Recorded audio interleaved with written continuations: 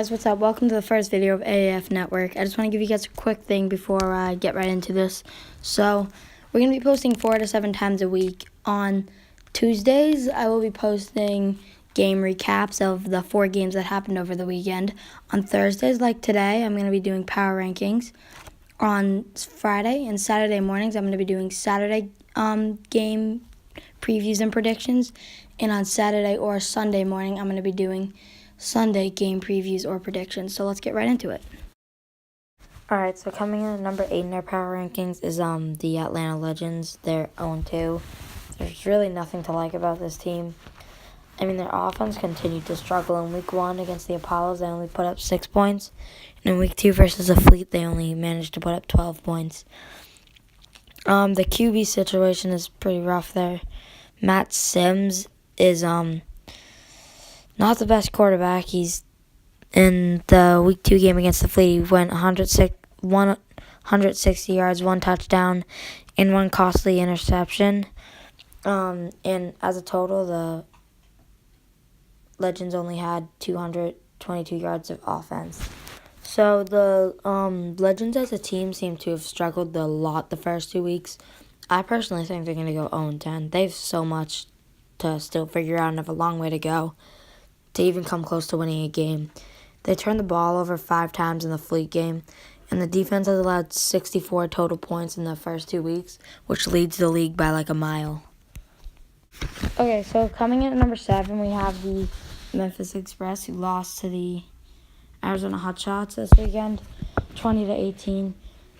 They finally put up points after being shut out to the Iron. They led 12-0 at halftime, but big thanks to the defense, who forced 3 turnovers, but then began to fall apart in the second half. One upside to the offense, though, was Zach Stacy, who played a great game. He had 100 yards rushing, which was the first in AAF history. I can't really figure out a quarterback situation. Christian Hackenberg has been awful, so they got to find someone there. And so if they can find a quarterback, I think they could be a good team in this league. Alright, so this is where my rankings can get a little funky. Number 6, I have the San Diego Fleet. So I'll explain why I put the Stallions ahead of them once I get to the Stallions. But first, just look at this clip from the game. It was 98 Tyreek McCord who got there. He got away from Barnes initially, and then the linebacker McCord had him by the waist. And just, I mean, did Escobar actually catch that? Yes, he did. He actually caught that on the sideline. Well, that was probably one of the best passes I've ever seen in my life. I mean, to be almost sacked out of bounds and then throw it behind your back and then have a receiver catch it is crazy. But anyway, let's get back to the power rankings. So they only put up 24 points, which isn't bad, but I think Atlanta's defense sucks. The Apollos scored 40 points against them the week before that. So I don't think the Fleet's offense is as good as we think. They only put up 6 points against the Commanders in Week 1. One upside to the offense is Jaquan Gardner, who had 104 yards rushing. But there's lots of QB questions, kind of like the Memphis Express. I mean, Philip Nelson didn't play very good in the game he played Week 2. The offensive line was also very shaky, even though Gardner had a great game. And if you go to the defensive side of the ball, the defense looked strong over the past 2 weeks. They let up 15 and 12 points, which is pretty good. So that's an average of like 13.5 points. All right, so coming in at number 5 is the Salt Lake Stallions. So the Stallions may be 0-2, but I think they still have a chance to be a good team in the league. Both of their losses were to the 2 of the top teams in the AAF.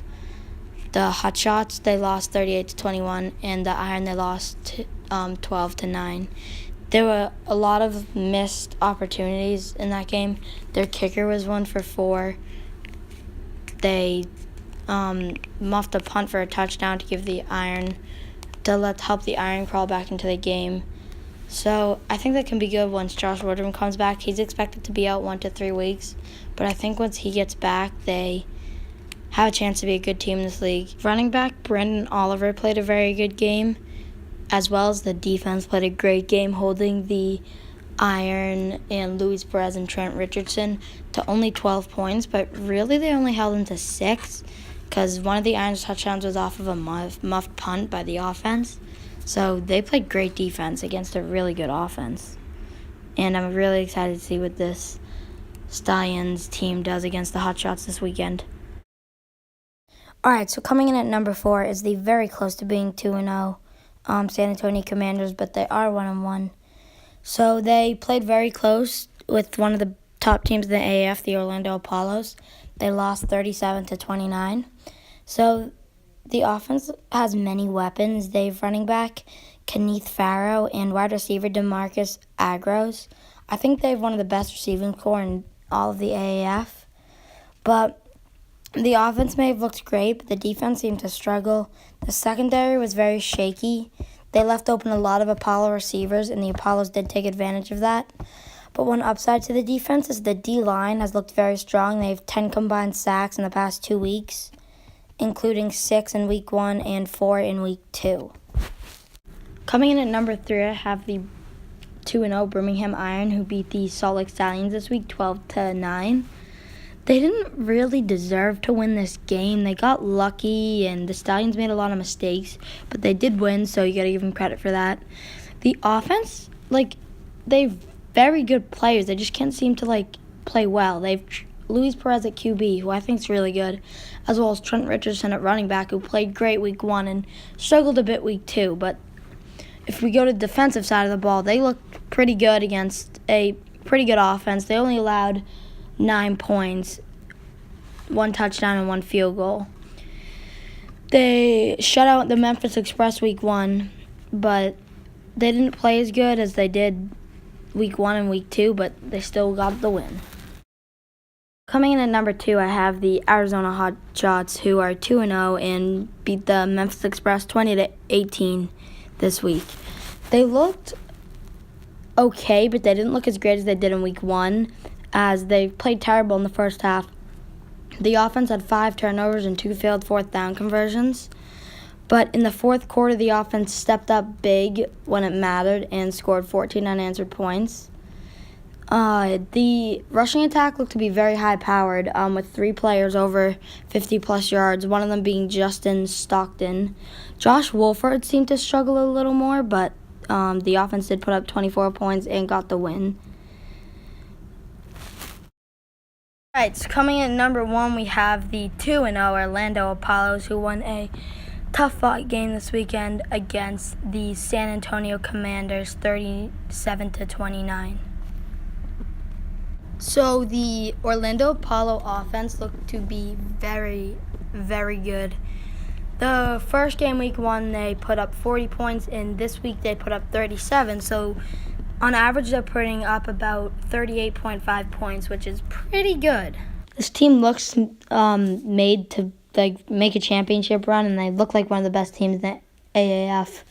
One standout player on the Apollos has been Garrett Gilbert, the quarterback. He's been a standout player in the AAF, but he had 339 passing yards, a new league record, and 2 TDs to go along with that.